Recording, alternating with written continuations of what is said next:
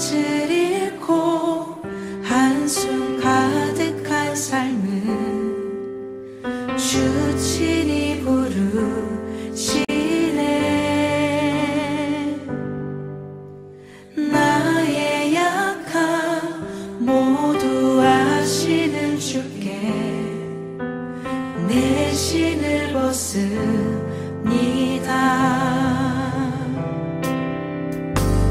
낙심하고 고된 인생을 통해 주의 뜻 이루시네. 갈 길 잃은 삶의 장소만 되어 주가 역사하시네. 바다에 길을 내며 하늘에 빛을 두신 주, 내 깊은 두려움 다시 써주시네. 주 품에 가득 안겨 언약의 길을 걸으리. 한없는 그 사랑 나 찬양하리라.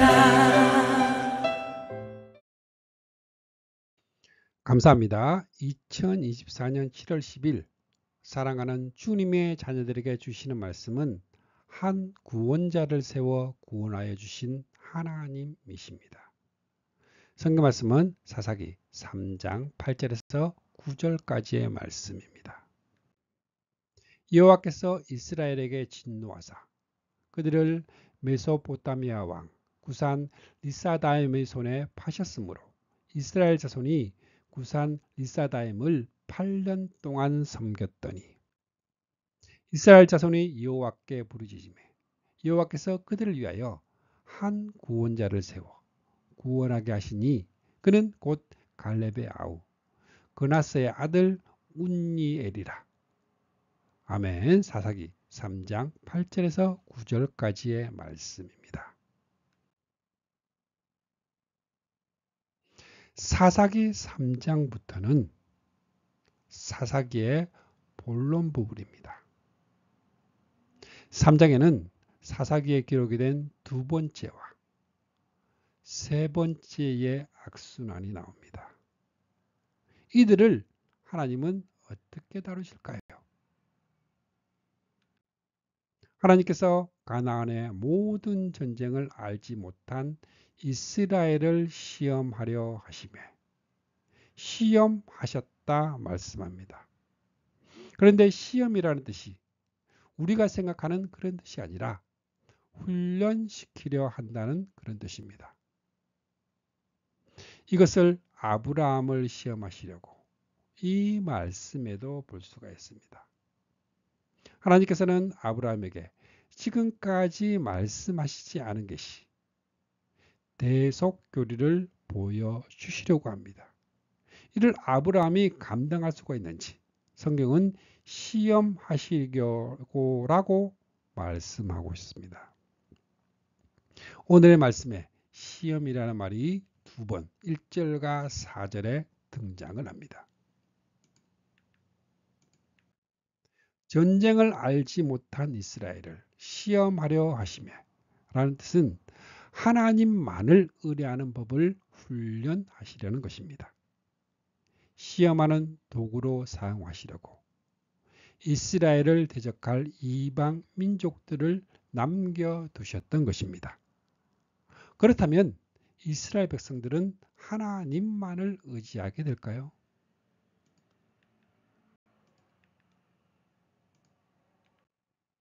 첫 번째로 훈련을 시키시는 하나님이십니다.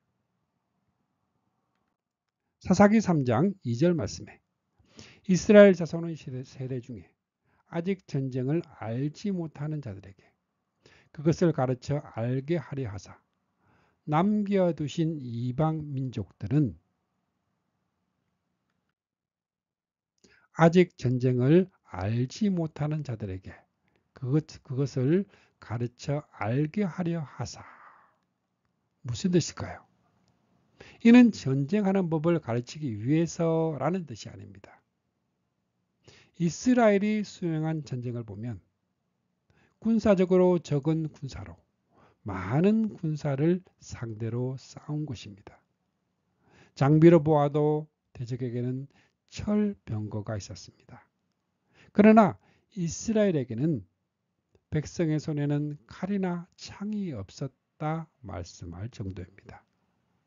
이럴 경우 우리는 하나님께 의뢰하는 법입니다. 그 방법을 가르쳐 알게 하시겠다 말씀합니다.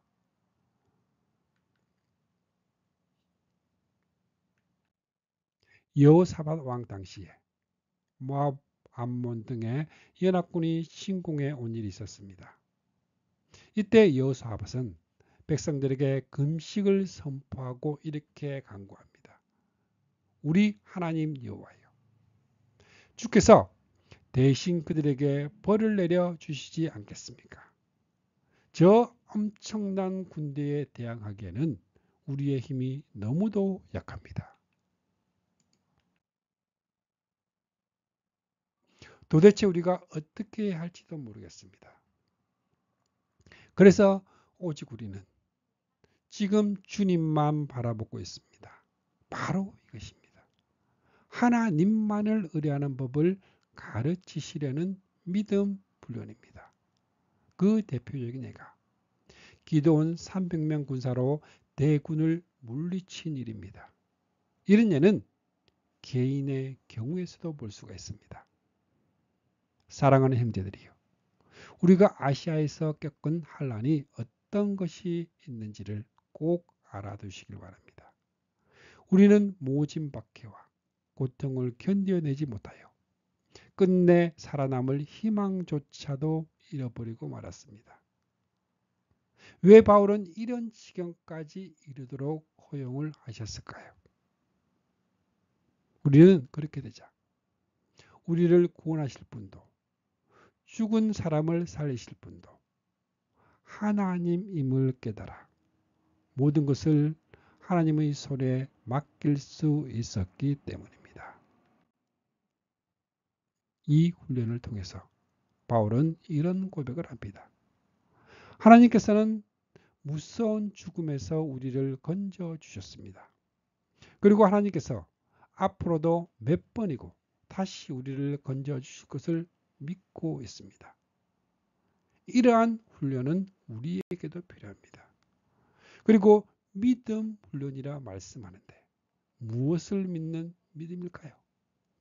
4절 말씀에 남겨두신 이 이방 민족들로 이스라엘을 시험하사 여호와께서 모세를 통하여 그들의 조상들에게 이르신 명령들을 순종하는지 알고자 하셨더라.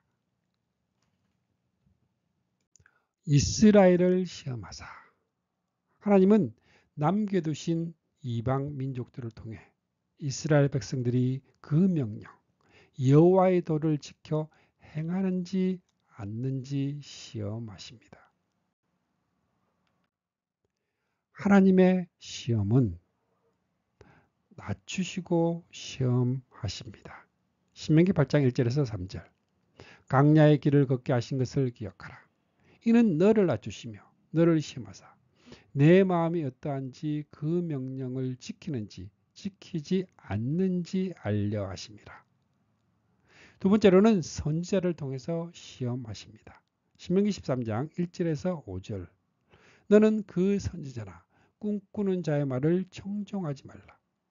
너희의 하나님 여호와께서 너희가 마음을 다하고 뜻을 다하여 너희의 하나님 여호와를 사랑하는 여부를 알려하사 너희를 시험하심이니라. 세 번째로는 남겨두신 이방 민족들을 통해 시험하십니다. 사사기 3장 4절입니다. 남겨두신 이 이방 민족들로 이스라엘을 시험하사 여호와께서 모세를 통하여 그들의 조상들에게 이르신 명령들을 순종하는지 알고자 하셨더라. 하나님은 시험을 통해 환난을 이길 수 있는 정금 같은 믿음으로 단련하십니다. 모세에게 말한 명령은 이를 문맥적으로 보면 두 가지입니다. 첫 번째는 가나안 족속들과 언약을 맺지 말고 통혼하지 말라. 두 번째는 그들의 신을 섬기지 말라. 그런데 그들은 어떻게 하였을까요?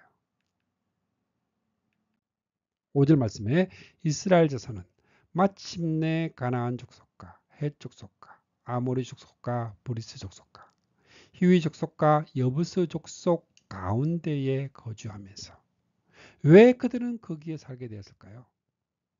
사사기 1장에서 본 대로 그들을 쫓아내지 못하고 쫓아내지 않았기 때문입니다. 그들을 쫓아내야만 하는 이유는 그 답을 모세를 통해서 들을 수가 있습니다. 여러분, 하나님 여호와께서 여러분의 손에 넘겨주어 그들을 쳐 죽이게 하시며 여러분은 그들과 어떤 평화조약도 체결하지 말며 그들을 불쌍히 여기지도 말고 무조건 그들을 전멸시키십시오. 여러분은 어떤 경우에도 그들과 혼인을 맺으면 안 됩니다.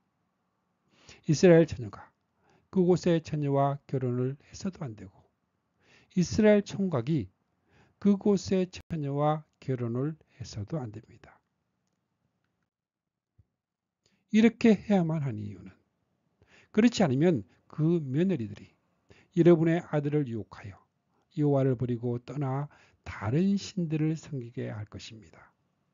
그러면 여호와께서 여러분에게 분노를 폭발하시어 순식간에 여러분을 진멸시키실 것입니다. 그러면 이것으로 만족해야 할까요?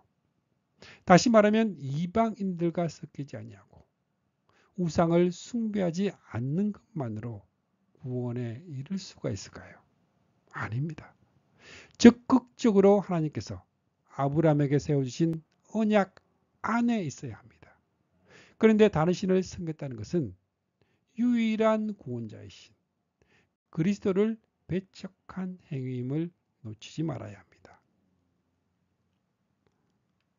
그런데 이 말씀은 이스라엘 자손은 그들 가운데에 거주하면서 그들의 딸들을 맞아 아내로 삼으며 자기 딸들을 그들의 아들들에게 주며 또 그들의 신들을 섬겼더라. 이런 말씀을 대할 때에 그들이 율법을 어겼구나 하는 차원에서만 바라보아서는 부족합니다. 물론 다른 신을 섬겼다는 것은 십계명을 범한 것입니다.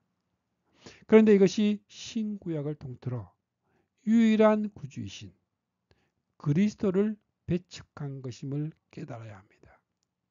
이를 놓치게 되는 원인은 성경을 이 구속사라는 역사적인 입장에서 바라보지를 못하고 단편적인 교훈으로 보기 때문에 범하게 되는 한계입니다. 두 번째로 구원자 운니엘, 에웃 삼갈입니다.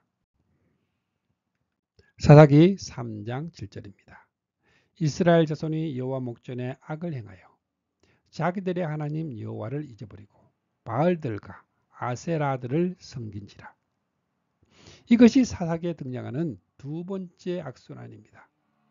바알과 아세라라는 우상은 가나안 온주민들이 비를 내려주는 신, 풍년이 들게 한다고 믿고 있는 농경신입니다.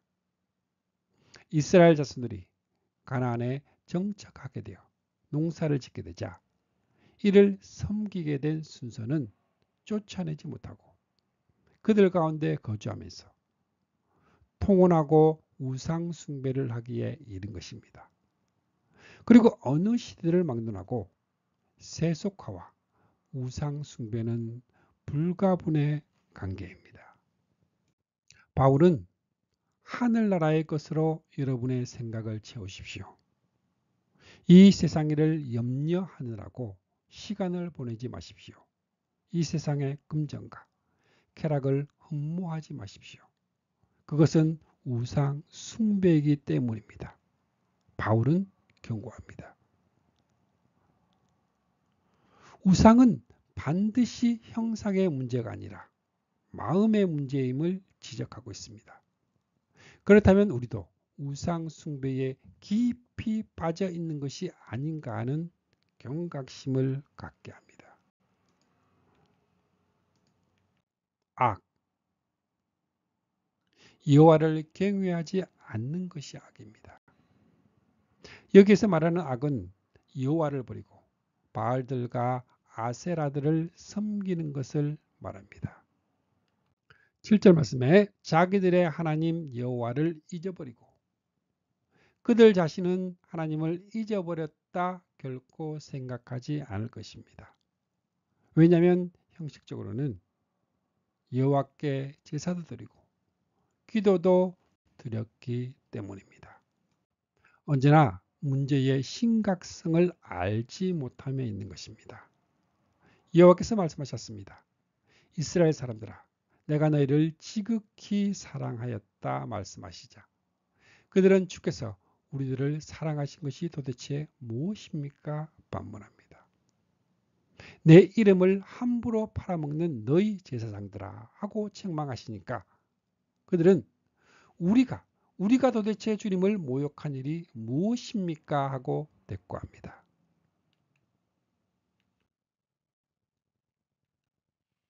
너는 스스로 부자라고 하며 원하는 것은 무엇이나 손에 넣을 수 있으니 더 바랄 것이 없다고 말을 합니다.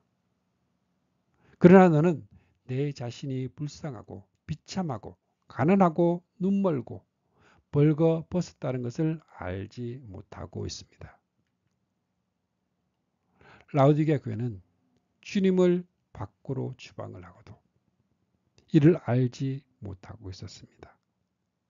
그렇다면 그들이 잊어버린 하나님은 어떤 하나님일까요? 하나님은 모세에게 자신을 나는 내 조상의 하나님이니 아브라함의 하나님, 이삭의 하나님, 야곱의 하나님이라 말씀하셨습니다. 이는 아브라함과 이삭과 야곱에게 언약하신 언약의 하나님이라는 뜻입니다. 그리고 그 언약의 핵심은 메시아 언약입니다. 그 하나님께서 이스라엘을 애굽에서 인도하여 내신 것입니다.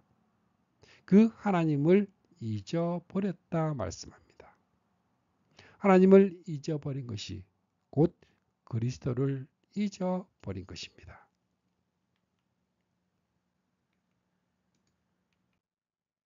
8절 말씀에 여호와께서 이스라엘에게 진노하사 그들을 메소포타미아 왕 구산 리사다임의 손에 파셨으므로 성경은 이스라엘을 대적에게 내어주신 것을 파셨다 말씀합니다.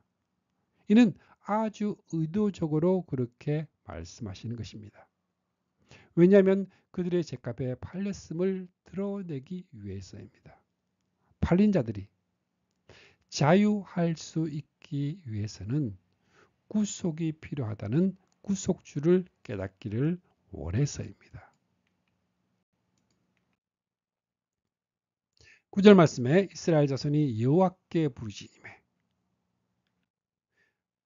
그들이 여호와께 부르짖음에 여호와께서 이스라엘 자손을 위하여 한 구원자를 세워 그들을 구원하게 하시니 이는 은혜이지 율법이 아닙니다.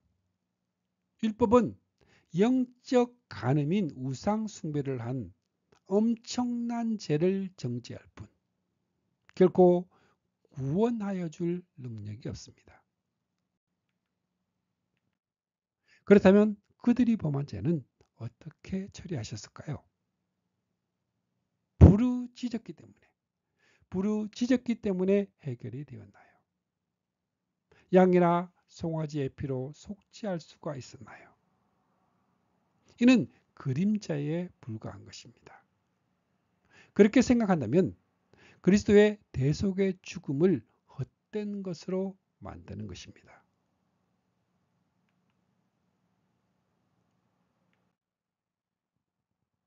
그러므로 성경은 말씀합니다. 그리스도께서는 이처럼 새로운 계약을 가지고 오셨습니다. 그리고 옛 제도 아래서 구약시대의 범한 죄의 형벌에서 인간을 구원하려고 죽으셨기 때문에 구약시대의 범한 죄도 예수 그리스도의 대속을 통해서만 용서함을 받을 수가 있습니다.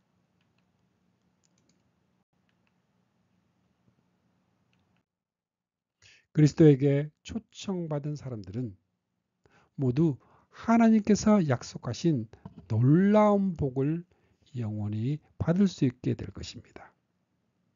이는 구약시대의 성도들도 메시아 언약을 통해서만 구원 얻을 수 있음을 의미합니다.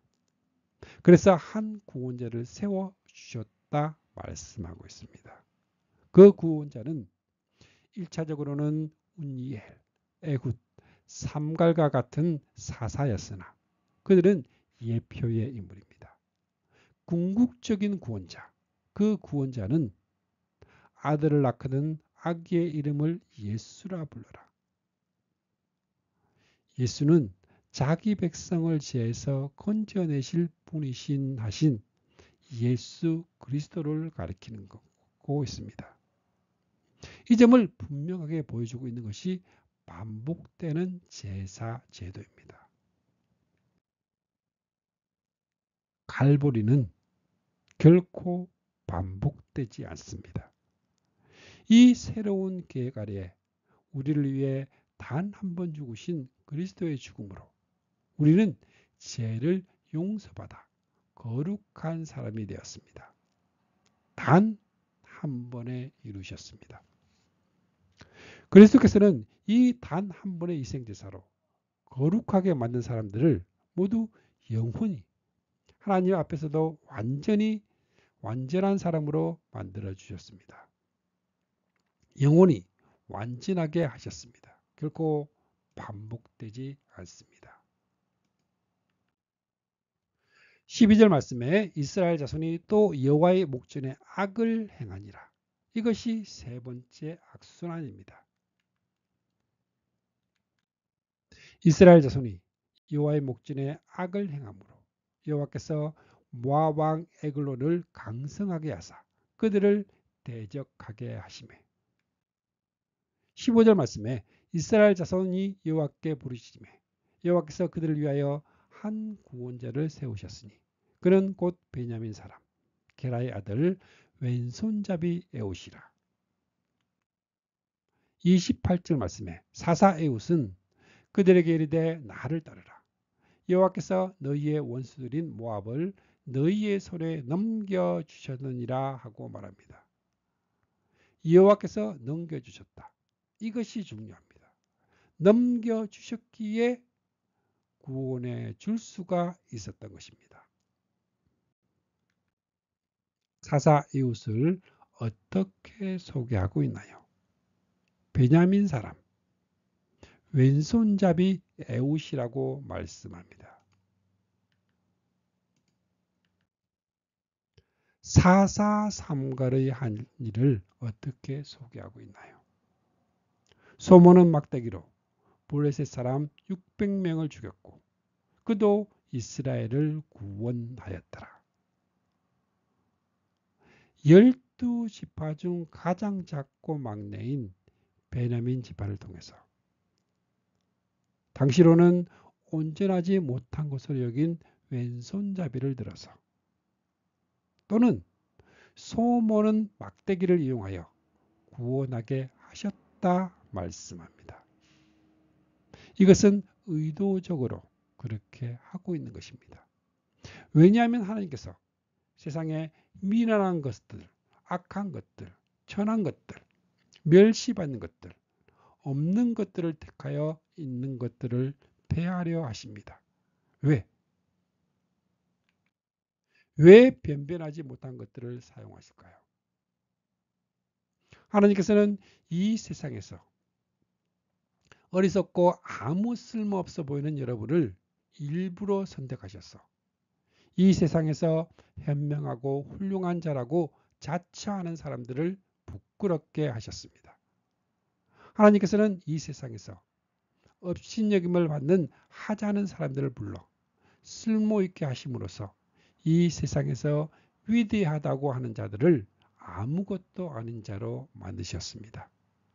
그러므로 어떤 사람이든 하나님 앞에서는 자랑할 것이 하나도 없습니다. 이런 하나님의 의도가 사사기에는 더욱 분명하게 나타나고 있습니다. 한 가지 더 주목할 것은 압제를 당한 세월과 평온한 세월입니다. 사사 운니엘 때는 8년을 팔렸고 40년 동안 평온하였습니다. 사사 에후 때는 18년을 팔렸고 80년 동안 평온하였습니다. 화를 내시는 것은 잠시뿐이요 평생토록 어여쁘게 감싸주십니다. 저녁에 슬퍼 눈물을 흘릴지라도 아침이 되면 눈물로 닦아주십니다. 기뻐 소리치게 하십니다. 만약 이 세월이 반대로 되었다면 어찌 됐을까요? 그 시험을 감당하지 못했을 것입니다. 그런데 이상한 것은 평온한 기간의 기사가 생략이 되어 있습니다. 이는 사사기의 기록 목적을 이해하는데 결정적으로 빛을 비추어주고 있습니다.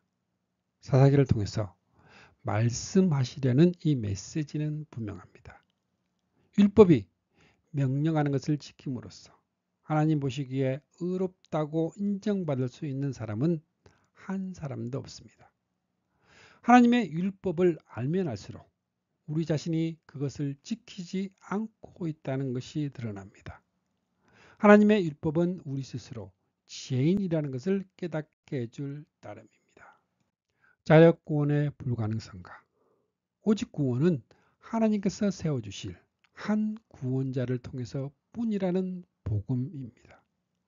한 구원자를 세워주신 주님께 감사하며 항상 우리의 삶에 주님의 사랑을 가득 느끼며 감사하는 삶을 살아가는 주님의 백성들이 모두 다 되시기를 축복도 축복합니다. 아멘.